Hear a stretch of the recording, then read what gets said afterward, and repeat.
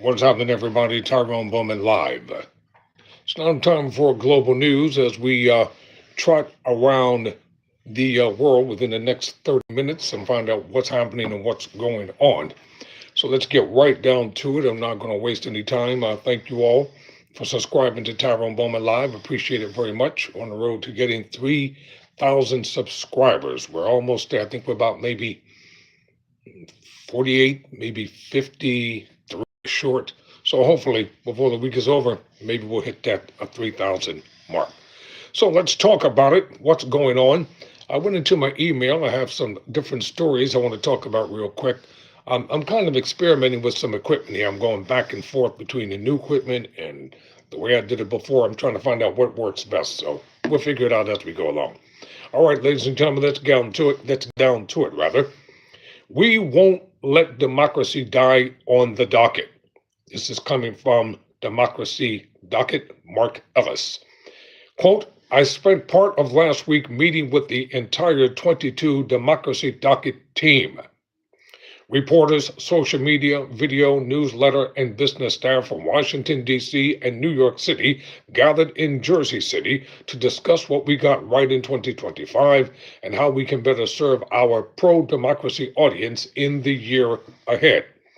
Much of our time was spent discussing how to fill the growing gaps in democracy news coverage, exploring different platforms to meet readers where they are and planning a roadmap for the 2026 midterm elections. We also reflected on the history of Democracy Docket and how it has evolved over the past 5 years to provide its expanding audience with the pro-democracy news, information, and analysis it needs. We just laid out a plan to grow Democracy Docket's headcount by nearly a third in 2026. When news broke that the owner of the Washington Post had fired roughly the same proportion of his staff, we soon learned that more than 300 journalists were affected. The tragedy of that day was not limited to those who lost their jobs.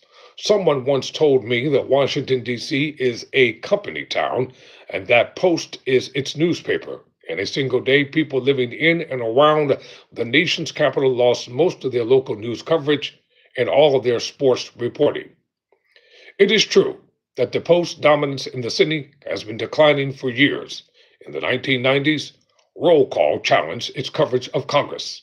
Later, The Hill, Hotline, and various political tip sheets chipped away at its market share. Ultimately, however, it was the rise of Politico that eroded much of the Post's natural advantage by redefining political coverage for a new generation of readers. When Jeff Bezos bought the Post in 2013, it appeared that its problems had been solved. A billionaire owner seemed willing to uphold the institution's traditions and invest in its future. In 2017, the Post adopted the slogan, Democracy Dies in Darkness. And for much of the first Trump term, it felt as though Bezos was committed to keeping democracy lights on. Then, in the run-up to the 2024 election, that challenged the Post leadership made a series of editorial decisions that alienated subscribers, and with them, its primary source of revenue. The Post was not alone. Many legacy media outlets betrayed the trust of their readers and viewers. They also failed to recognize a fundamental shift. News consumers wanted deeper coverage of the few topics they cared most about, and what they were willing to pay, and they were willing to pay more for it than for broad, superficial reporting that tried to cover everything. I noticed that trend in my own life as early as 2019. I found myself seeking out individual authoritative voices rather than new brands. By 2020, I was convinced there was an undeserved community that wanted deeper, smarter, and more fearless coverage of what was happening and elections in the courts. In March of that year, I launched Democracy Docket. 6 years later, it has exceeded my wildest predictions. With more than 400,000 subscribers, Democracy Docket publishes daily and weekly newsletters, operates a news website, and runs a growing YouTube channel. While many legacy outlets have struggled, Democracy Docket has experienced rapid growth, although its scope has expanded to democracy more broadly, its mission remains unchanged. Democracy Docket is obsessed with serving its audience. With no corporate backers or side businesses, its readers and viewers are the beating heart of the organization. Democracy isn't just in the name, it's in the DNA. It is the uncompromising mission that drives every decision. And Democracy Docket isn't cutting back, it's growing and hiring. To take it to the next level, we need talented voices willing to stand up and report on the challenges facing free and fair elections. We need bold reporters ready to take on this fight head on and creative thinkers determined to use their skills to defend democracy. Now, listen to this, as the author of the article says. If you're a laid off Washington Post employee who is passionate about voting rights analysis and pro democracy coverage, we have a home for you at Democracy Docket. We have several openings and will soon be adding more. If you're eager to jump in the fight, fill out this form, which is down there, to join our talent pool. It has been heartbreaking to watch the Washington Post shrink at such a critical moment in our history. But independent media outlets like Democracy Docket will not let democracy die in darkness. We are here and we are ready to fight. And with you by our side, our members, our readers, and other talented journalists, I believe we can win. Quote, close quote. So, that's Democracy Docket. Check them out. Subscribe if you'd like to. I read a lot of their articles, and a lot of the articles are worth reading. All right, ladies and gentlemen, I'm over here in my Gmail section, and here's some information from the Epoch Times. Oh, wow, let's check this article out. Wait a minute. You know what? This only has a portion of the article. I don't like that. I like articles. I don't just like sound bites. You know? Okay, let's see here. Welcome everybody to the conversation. Welcome to the program. Glad to have everybody on board. It's all right here. This is from the Australian. Listen to this article. Tell me what you think about it. It's from the Australian, meaning from Australia. Bondi survivors issue plea for calm respect ahead of Herzog visit. Really. This article was written by Lachlan Lemmy. Bondi Beach massacre survivors have implored the nation and left-wing activists to treat the visit of Israeli Prime President Isaac Herzog with calm and respect, declaring the Jewish state figureheads' four-day tour should be a moment that sparks a new era of peace and understanding. As thousands of protesters prepare to descend on more than 20 city centers across the country to demonstrate against the president's arrival. Those present at the excuse me for a moment. At the Shaka by the Sea attack, which 15 people were killed in Australia's worst terror attack, called for the trip to be used as a reset against lingering anti-Semitism in the aftermath of the massacre. At the same time, Deputy Prime Minister Richard Marletts took up the importance of the president's visit, not just for the suffering Jewish community, but for Australians' fraught relationship with Israel. The president's visit to Sydney, Canberra, and Melbourne is expected to trigger an unprecedented security response, with 500 officers to police the Sydney's protest alone. The NSW government over the weekend declared the trip a major event, triggering special measures for police to combat unruly crowds, including powers to issue more on orders and restricting people from entering certain areas. The Palestine Action Group, which is spearheading the anti-Hamas rallies in Sydney, announced it would challenge the declaration in court on Monday, with NSW police saying the group was also resisting attempts to have their march of thousands move to the south of the CBD. Mr. Hazard, who is set to meet families of the victims of the Bondi attack as part of the trip, told the Australian last week he would use his visit to address lies and false information spread about Israel. I'm going to say this, ladies and gentlemen. All lives are important in this world. Everybody's lives, irregardless of whether you're rich or poor, whether you're a billionaire, zillionaire, trillionaire, millionaire, or if you're just an average, everyday person. All lives are important. Never forget that. Not just some lives, but all lives. Mr. Haraz added he was coming to bring the soul and love of Israel to Australian Jews, while warning the weekly protest on the streets of Australia's major cities had undermined the right of the Jewish people for self-determination.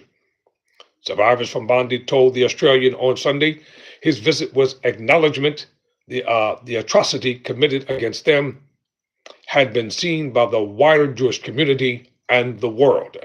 Karen Salday was one of several at the event, painting the faces of excited children that day, and clearly remembers an excited 10-year-old Matilda, the youngest victim of the mass shooting, representing or requesting a smiling blue dolphin less than an hour before gunshots erupted. Ms. Salday, who ran for her life with hundreds of others to the Bondi Surf Life Saving Club during the attack, said the arrival of the president showed the plight of Australian Jews was being noticed internationally. For those of us in Bondi, this visit means something, that this was an attack that resonated across the world. It feels like a shadow of solidarity that the most senior leader in the Jewish world is coming to address us personally. All right, that's from the Australian. I want to go over to BBC for a moment. Wait a minute. I don't know. I'm not talking about Jeffrey Epstein anymore. I don't care. You know, I do not want to continue to give credence or waste a lot of time talking about Jeffrey Epstein. Because there's something that's not right about this whole thing. I'm not an idiot. I can read, write, analyze, and pay attention to a lot of things. There's something not right. According to CBS News, Democrat Chastity Verrett Martinez has won the Louisiana State House special seat in a district that Trump won. So this article was written by Finn Daniel Gomez and Caroline Linton. Louisiana Democratic Chastity Verrett Martinez defeated her Republican opponent by double digits in the special election Saturday night for a state house seat in a district President Trump won by 13 points in 2024. Martinez won 62% of the vote compared to 38% for her Republican opponent. Brad Daigle, according to unofficial results from the Louisiana Secretary of State, the special election was held after its former state representative, a Democrat, was appointed by Republican Governor Jeff Landry to be a commissioner for the state's Department of Alcohol and Tobacco. Martinez's win is not a flip since Democrats already held the seat, but Republicans had seen it as a prime pickup opportunity since Mr. Trump won the district 3 times. Her win was a 37-point win or swing from the 2024 results, although the district has voted for Democrats at the state and local levels previously. Martinez, a former Iberville Parish councilwoman who focused her campaign on affordability and local issues, was outspent by Republicans 3-1. Let me tell you the calculated mistake that Republicans are making going up into the midterm elections. They think that because the President Trump is the president, that he can guarantee their wins. That's where they're wrong. It's a miscalculated game they're playing. And they think that they can just ignore people where they are, ignore their needs, ignore their voices, placate them, lie to them, deceive them, cajole them, try to manipulate their minds, and make them think that everything is wonderful. That's another miscalculation. And another miscalculation is the fact that just because you have a lot of money, that does not mean, nor does it necessitate you becoming a victor. People are angry on both sides. Republican supporters are angry, Democratic supporters are angry, independents are angry, socialists are angry. People are mad. People are hurting. People are suffering. And the sad thing about it is, those with the majority rule in power don't give credence to the suffrage of everyday people. What are they doing? They're laughing in their faces. They're telling lies. They're trying to spin a narrative. They're having parties. They're plastering their name on everything. They're raising money at the expense of the misery of others. To them, this is a game. It is a joke.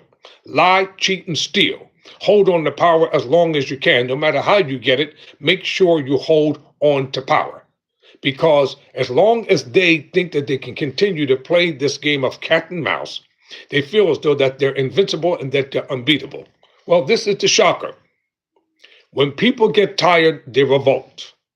When people get tired of joblessness, hunger, when they get tired of homelessness, when they get tired of their communities not being able to survive economically, guess what they do? They turn. And they want new voices. They want new representation, believe it or not.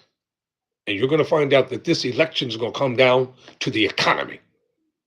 There's no amount of money you can try to hastily try to throw into through stimulus checks or anything else that's going to turn this economy around, because people don't want to spend what little they have. And they're not going to be foolish enough. Well, some folk are. They're foolish with their money. So you give them a stimulus check of $2,000 or more, they'll take it in the same day and go out and spend it. They won't put it aside for emergency purposes. They'll do a lot of dumb stuff with it.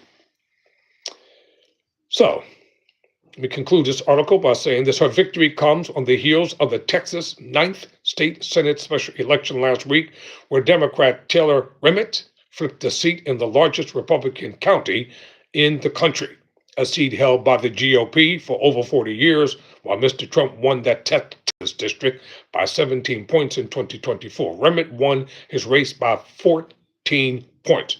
Republicans have not yet had any special election legislative pickups during Mr. Trump's second term. Democrats have flipped 8 previously GOP-held districts in special elections since Mr. Trump took office. Well, it's going to come down to the nitty-gritty. You know, I don't care about the Super Bowl or none of that stuff, because the only people who are going to win from the Super Bowl are the bookies. Yep. I said the only people that are going to win money from the Super Bowl are the gamblers, the gambling organizations, and the bookies. That's who's going to win. And the game is already determined. Yep, it is. It's already predetermined. All of these games are rigged. The NBA, the NFL, you name it. You ever notice every time they have the NBA finals, they always go down to 7 games? Why? They never have a total sweep anymore. It's always a nail biter when it comes into, I mean, put methods in the NBA. And in the NFL, it's always a nail biter coming to the close of the second quarter. Look at college games, college basketball. They can't even play basketball the way they're supposed to play basketball because everybody's gambling on the players. And a lot of people who watch this channel, and a lot of people know, gambling addiction is real. You can psychosomatically try to make yourself to believe that you're going to win big one day. You're going to lose everything you have trying to win that big money. And meanwhile, all your needs are being neglected. Your family's being neglected. Bills are going unpaid. Same thing with the lottery. It's the same thing with the lottery. If the lottery was not rigged, how come more people are not winning money? Because it's all rigged. Do yourselves a favor. Take your money and put it in safe places and invest in it. Always keep an emergency fund, because you never know what's going to come down the pike, ladies and gentlemen. Okay, President Trump blasts the Olympic skier over comments about representing the United States. This is according to Reuters news agency. U.S. President Donald Trump criticized American Olympic skier Hunter Hess on Sunday, days after the athletes expressed mixed feelings about representing the U.S. at the Winter Olympics in northern Italy. Quote, if that's the case, he shouldn't have tried out for the team. And it's too bad he's on it. End quote. Trump wrote in a post on his Truth social media platform, referencing Hess's comments. very hard to root for someone like this, end quote. You know what? I agree with the president. If you don't feel like representing America, why are you on the team? Politics shouldn't have anything to do with Hunter Hess. Just represent the team at the Olympics. Hold the American flag up proudly and high. Represent the team with class. Represent the nation with class. And if he keeps on, he won't have a career when this is over. Powerful forces will stop him from moving forward, ladies and gentlemen. Everybody wants to make a statement all of a sudden. How about if they just play the game? You know, just play the game of basketball, play the game of football, play the game of hockey. If you're an Olympian, do what you're supposed to do. That's it. Stop trying to personalize everything on the grandest stage of them all. You may be hailed a hero, but you'll be a broke, unemployed hero if you keep going down this road. Just a word of advice. Political tensions have surfaced at the Milano Cortina Olympics, including over the presence of personnel from the U.S. Immigration and Customs Enforcement.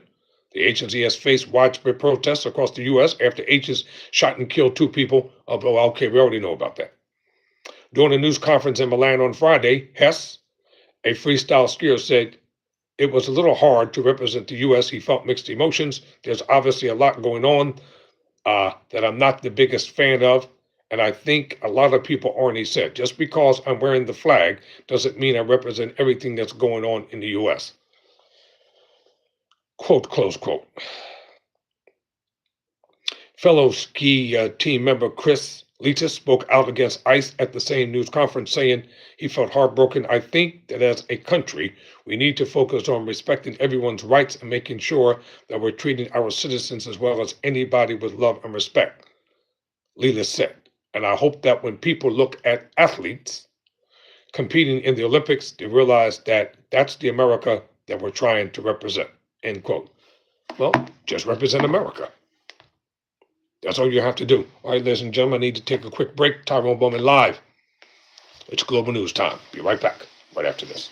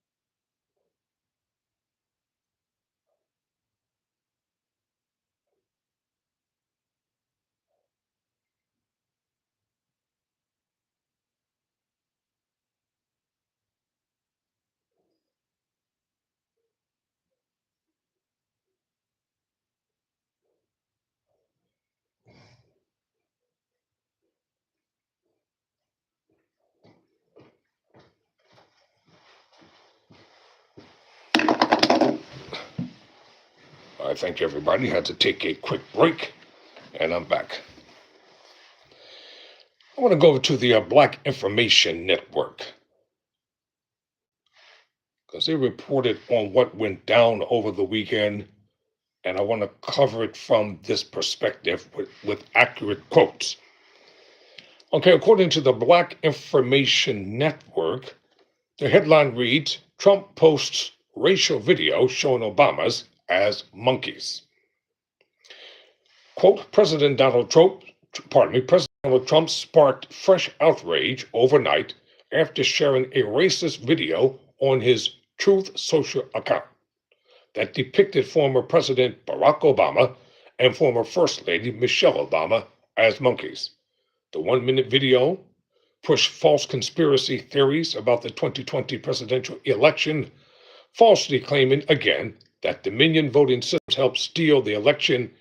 That claim has been repeatedly debunked and resulted in Dominion securing a $787.5 million defamation settlement from Fox News in 2023. Near the end of the clip, the smiling faces of Barack and Michelle Obama are superimposed onto animated monkeys swaying to the song "The Lion Sleeps Tonight." So as of Friday, the video had been liked and reposted thousands of times on Trump's platform. Well, that was the purpose of the video. So, ladies and gentlemen, you got to understand this is a game. The purpose of the video was to connect to that base. The purpose of the video is to deflect.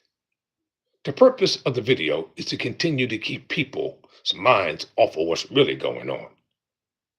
The purpose of the video is to try to incite Black people to waste time protesting, and it gets nothing, into the streets by the hundreds of thousands for what? We already love the Obamas. We know who Barack and Michelle Obama are. We know they're much better than the Clydes they have in Washington, D.C. right now. You have a bunch of classless imbeciles in Washington, D.C. They're always mad, always bitter, always angry, always spewing venom out of their mouths every time they open it. They look evil, sour. They wear tons of makeup on, 10 to 15 to 20 pounds, and they still don't look good on camera. There's no grace. Everything is supposed to be authoritative, be hard, be mean, be hateful. Really? Have you studied history close enough? Have you really studied history close enough? Study history and find out what happened to every dictator. Find out what happened to every fascist. Study history and learn the lessons from the past. America can be a great nation from inside out, but it's up to the inhabitants of the land to decide. You can't have a divided nation. One half is for democracy and independence, and the other half wants to return to the past. Eventually, there's going to be an eruption. Newsflash, y'all, the Republicans will not be in power forever. You all think psychosomatically in your minds that they're going to be in power forever, but they're not going to be in power forever. The change is already happening. And, oh yes, they're going to play games, lie, cheat, steal, do what they do, try to misguide, mislead, try to placate, and make people think that what they see is real. Don't you know a pathological liar lies? That's what they do. They lie. If you keep telling a lie long enough, psychosomatically, some people will believe that a lie is the truth until they found out that the lie was never the truth. It was always a lie. And then when they realize they've been duped, what are they going to do? So let's read some quotes here. It says Republicans against, quote, and I'm quoting, breaking. Trump just posted a video on Truth Social that includes a racist image of Barack and Michelle Obama as monkeys. So Trump's post drew swift condemnation. California Governor Gavin Newsom press's office called it disgusting behavior by the president and urged Republicans to publicly denounce it. Democratic strategist Adam Park Homonico described the post as overt racism. No, it wasn't overt racism. It was racist. You know, these geeks behind the paper and pens are so pathetic with their words. It wasn't overt racism, it's racism. Point blank. If you say something about any other group of people, all hell will break loose, and you know it. All hell will break loose.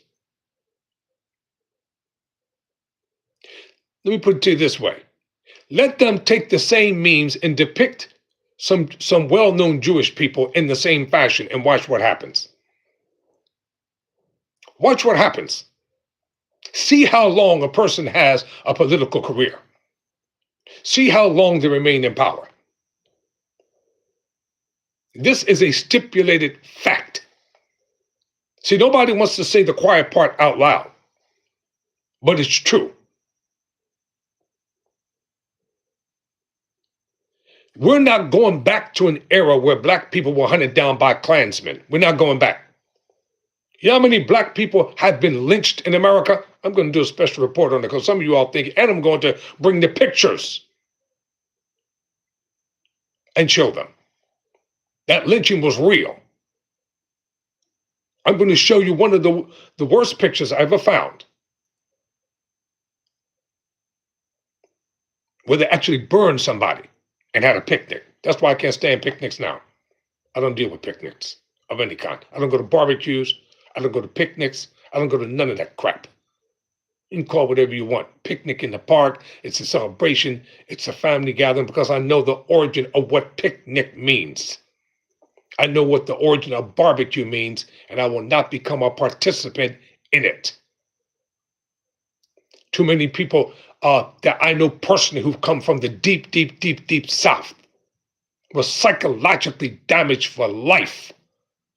Why do you think they call it the Great Migration from the South to the North? So depicting President Obama and First Lady Michelle Obama as apes and gorillas is racist. That's what it is. Now, you all can try to justify it all you want. Go ahead. Do you, as we say in the hood, do you. That's what makes you feel good and make you happy. But when somebody insults you, don't say nothing. So it goes on to say here, described the post as overt racism, writing on X that there was no misinterpretation and no excuse, quote, close quote. Trump's posting of the racist clip came amid his 3-hour posting spree on Truth Social overnight. He shared more than 60 posts that amplified election denialism, reposted campaign material, and revived a few of his long-running personal grievances.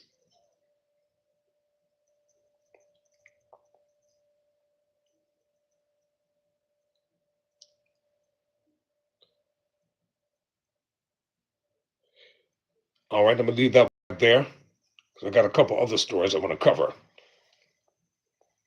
Let's go over to do I want to go to the BBC yet?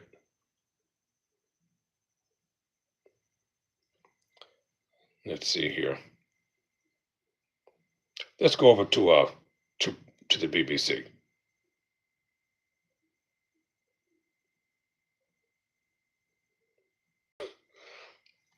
You're not going to believe this. Now listen to this. A South Korean crypto firm accidentally paid out $40 billion in Bitcoins.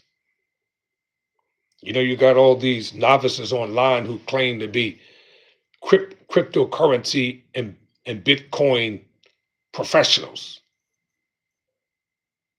And they sucker people every minute and they're losing all kind of money. Don't you know when these people come online and make these commercials stuff, you too can do this? These are seasoned professionals, certified individuals within the financial industry who know what they're doing. All right, this article is written by Rachel Mueller. A South Korean cryptocurrency exchange accidentally gave away more than 40 billion in euros is 32 billion worth of Bitcoin to customers, briefly making them multi-millionaires. It had planned to give customers a small cash reward of 2001 or 1,037, but instead gave them 2,000 Bitcoins on Friday. The platform, BitThumb, apologized for the error, adding that it quickly had realized its mistake and recovered almost all the missing tokens. It said it had restricted trading and withdrawals for the 695 affected customers within 35 minutes of the glitch. The company said it had recovered 99.7% of the 620,000 Bitcoins mistakenly sent. We want to make it clear that this matter has nothing to do with external hacking or security breaches, and there was no problem with system security or customer assessment management, Bithumb said in a statement on Friday. Then what was it? You know, these CEOs must think that people are retarded or blind or something. Then what was it? Somebody mucked up. Somebody messed up. And that somebody or somebody's got fired. Guarantee you. In an emergency meeting on Saturday, listen. South Korea's financial regulator said it will look into the incident. Any sign of illegal activity would prompt formal investigations of Financial Supervisory Service. Before I even read it, it's an inside job. Something stinks. This was not an accident. This was done purposefully. It was done with intention. It's not a glitch. Bithumb vowed to cooperate with regulators. We will take this incident or this accident as a lesson and prioritize customer trust and peace of mind rather than external growth. Lies.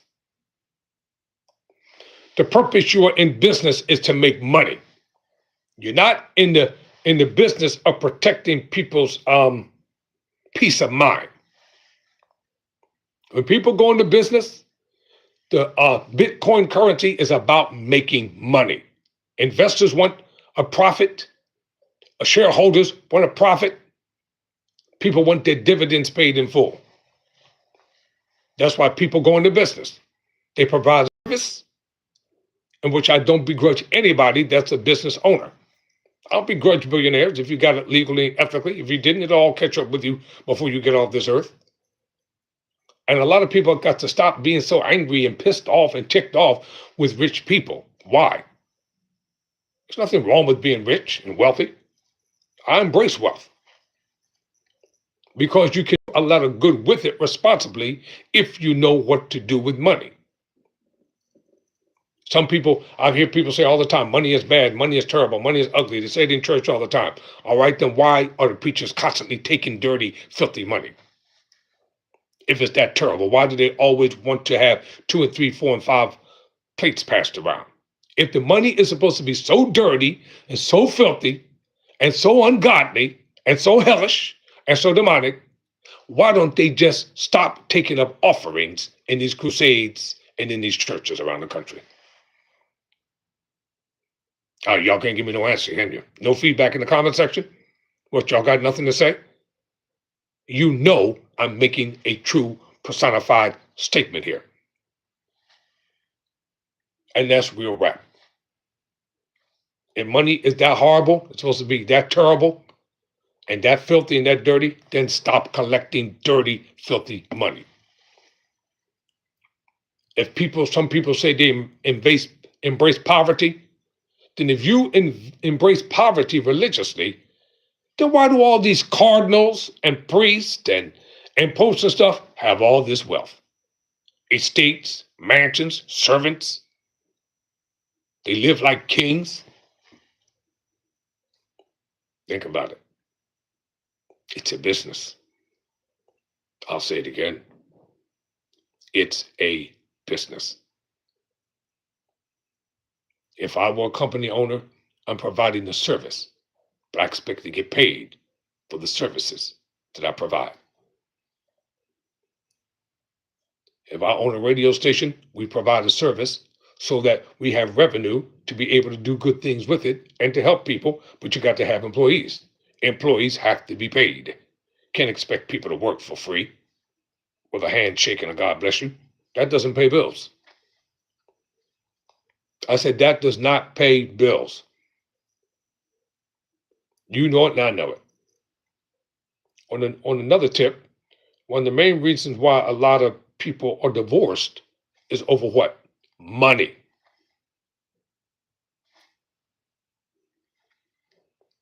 When women take their wealthy husbands to divorce court, what do they want? Half of everything they have, even if they didn't do anything to earn it. True or false? They want half everything they got.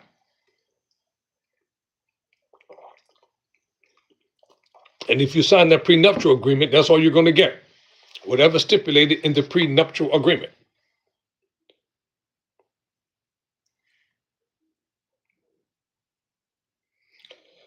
This is a story about a France murder trial that's complicated by the DNA of twin brothers.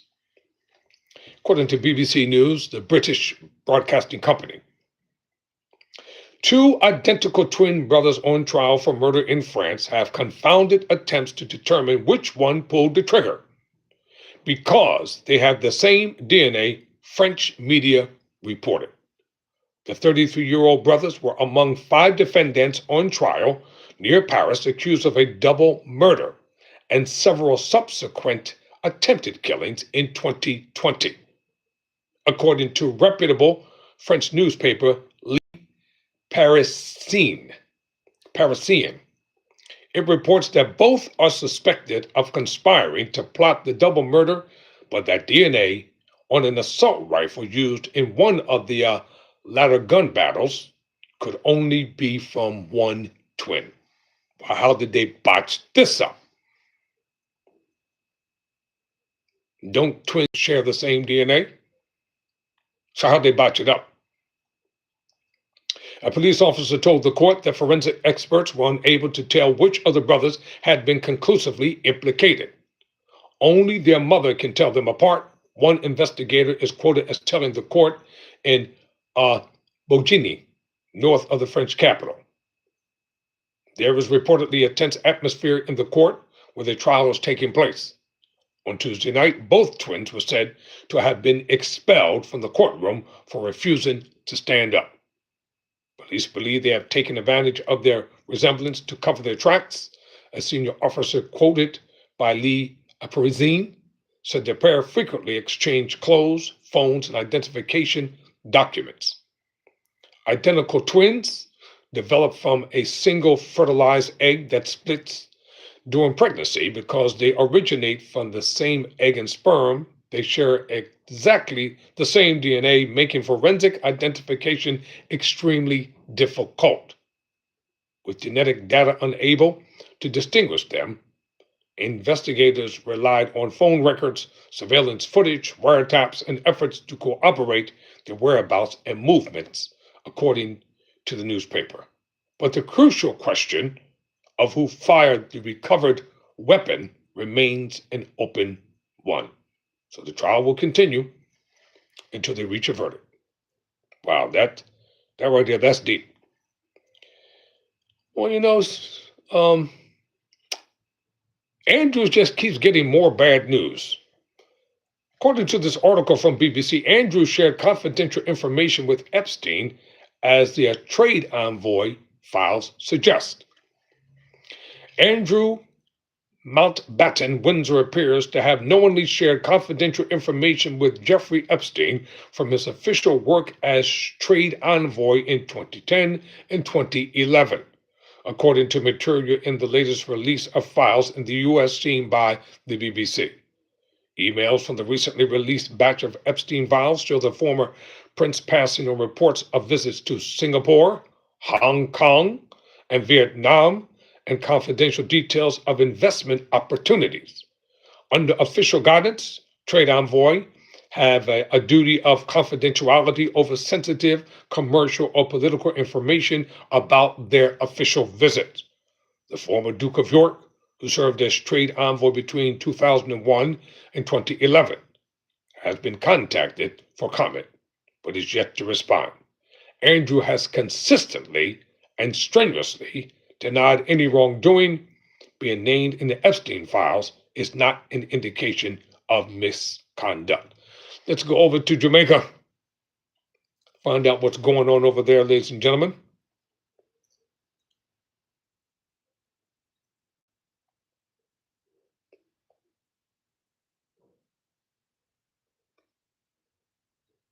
I told you eventually I get around to everybody.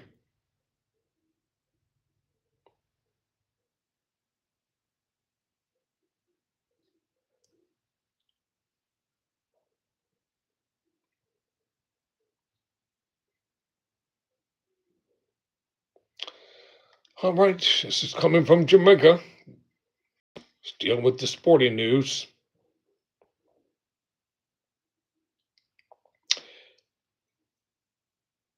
This is according to the sporting news, which is Jamaica's. It's talking about Jamaica's famous Olympic bobsled team. They're making a comeback this year. So Jamaica is back in the news ahead of the 2026 Winter Olympics. You can probably guess the reason why. 38 years. Remember the movie with his last name was Candy, the actor Candy. Funny, he played on SNL, and they did a movie about Jamaica bobsledding. It was a very popular movie back for a while. So 38 years on from captivating the masses at the 1988 Calgary Games, the Jamaican bobsled team will return to the ice in 2026. Predictably, this year's side features some different faces, a mix of mainland Jamaicans and athletes who have found success across the diaspora. Jamaica has emerged as the Caribbean's foremost bobsled powerhouse in the years since it made its Olympic debut. Its rise was chronicled perhaps somewhat inaccurately in the 1993 Disney film Cool Runnings. Nearly 4 decades on the original attendance impact lingers, though it predates most of the athletes who make up this year's roster. Cool Runnings was a pretty good movie. With that, here's what you need to know about Jamaica's latest bobsled representatives, a team hoping to chart its own legacy in 2026 and beyond. The 2026 iteration of the Jamaican bobsled team will send 3 sleds to Malane Cortina, having qualified with the 2 main team, a former Olympic sprinter. Oh, I cannot pronounce this name. Oh, Taekwondo Tracy, and pilot Cher Pitter, the 4-man mix of Pitter, Tracy, and Andre Dacris, Junior Harris, Nimroy Turgot, and Joel Ferran, as well as Mika Moore, who will serve as the country's lone representative in the women's monobob. Why just one woman? Why just one? You got all these men. So why don't you have more women? To me, that's sexist. Straight up, that's sexist. You tell me you couldn't get like 5 or more or 8 women to go, all these men? Why? That's some chauvinistic crap right there. I told you, I call it the way it is over here. If it's right, it's right. If it's wrong, it's wrong. And this right here, this is wrong. You should have more than one woman representing Jamaica in the monobob competition, bobsled competition. More than one. They have some great female athletes in Jamaica who are probably greater than some of the men.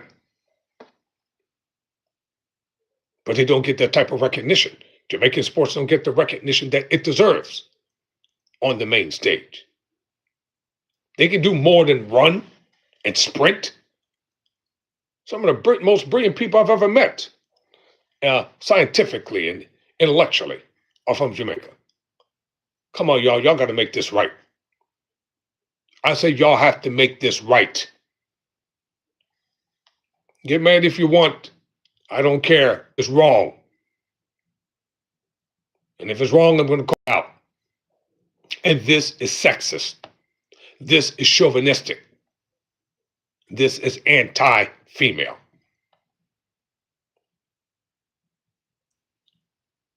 I don't even want to read the rest of the article. I'm so pissed right now. I can't allow my personal feelings to interject here. So the side is a motley crew talent. Okay, Tracy is a former national champion in the 100 meter who raced with Usain Bolt. Pitter was a converted fisherman who has developed into the most talented young pilot I've ever seen in the space of 3 years, says Jamaican Bobsled Federation President Chris Stokes. Moore turned out for the team for Team Great Britain at the 2018 Winter Olympics before switching allegiances in 2025.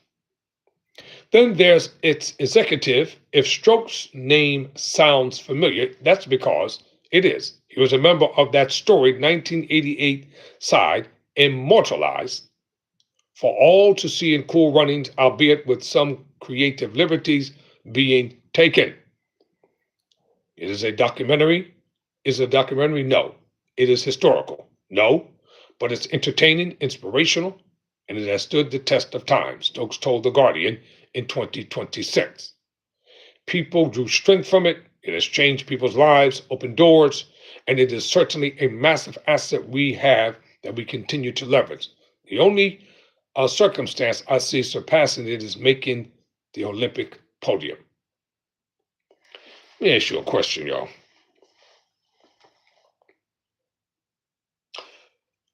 How come with all the tourism that they have in Jamaica, that the Jamaicans are not profiting economically from it? I just want to know why.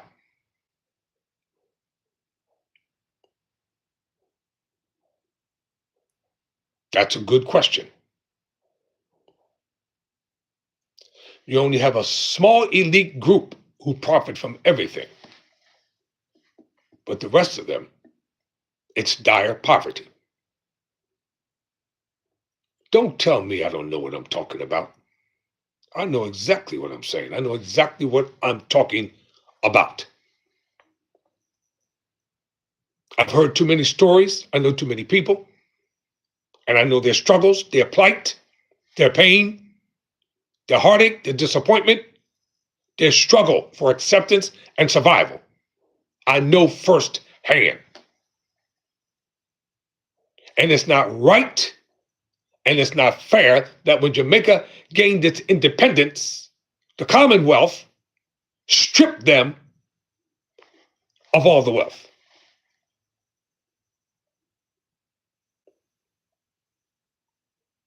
It's a fact. It's almost what 50 plus years of rule, maybe even longer than that. Poverty should not exist. It should be plenty for everybody to go around. So, let me see what else this article has to say. Do I have a break coming up in a few moments? Yes. So, athleticism is not the only thing that my Jamaican friends and counterparts are known for. They're very smart and they're very quick with their minds. Listen, y'all, they're some of the hardest working people I know on the planet.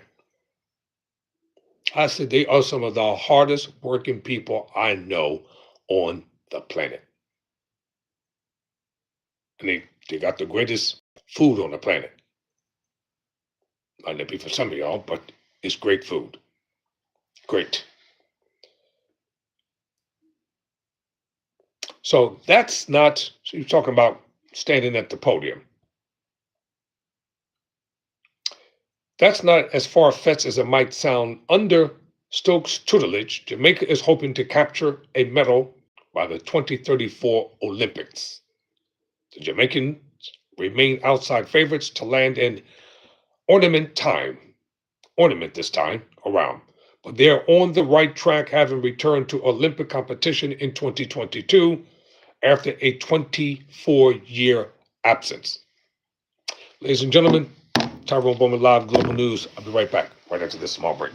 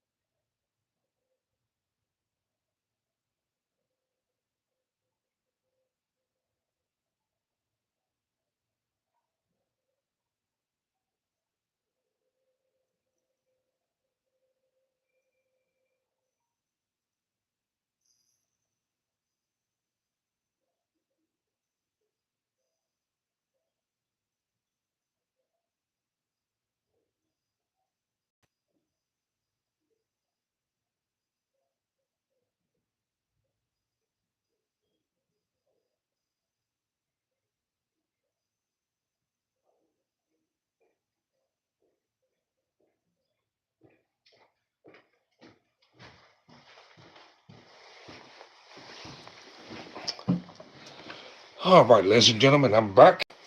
Tyrone Bowman live, Global News. I'm talking about after a 40-year absence, Jamaican bobsled is returning to the Winter Olympics.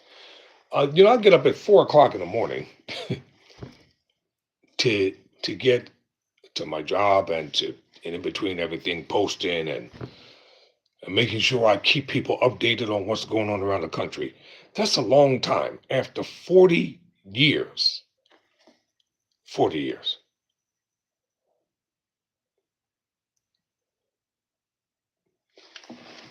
Let me hear. This is Team Jamaica. So Jamaican bobsled I love their flag. The flag is beautiful. Somebody up there has a nice Jamaican jacket you like to bless a brother with, holler at me. I'll wear it proudly. Or a flag. I'll proudly use it. So Jamaican bobsled team has secured their spot in the 2026 Winter Olympic Games in Milan Cortina. It's all good. And I'm going to keep you updated on everything that's going on because I think it's vitally important. Jamaica has a lone representative taking part in the monobod, Mika Moore, a former Team Great Britain star from Wales, who placed 8th in the two women bobsled in the 2018 Olympics. And you know what? Moore faced racial and gender discrimination during her time on Team Great Britain. After returning from a temporary hiatus to serve as the team's pilot in 2022, Moore left the program for good. She secured Jamaican citizenship in December 2024 and joined Jamaica's bobsled team in January 2025. For her efforts, she was named a Jamaican flag bearer during the opening ceremony.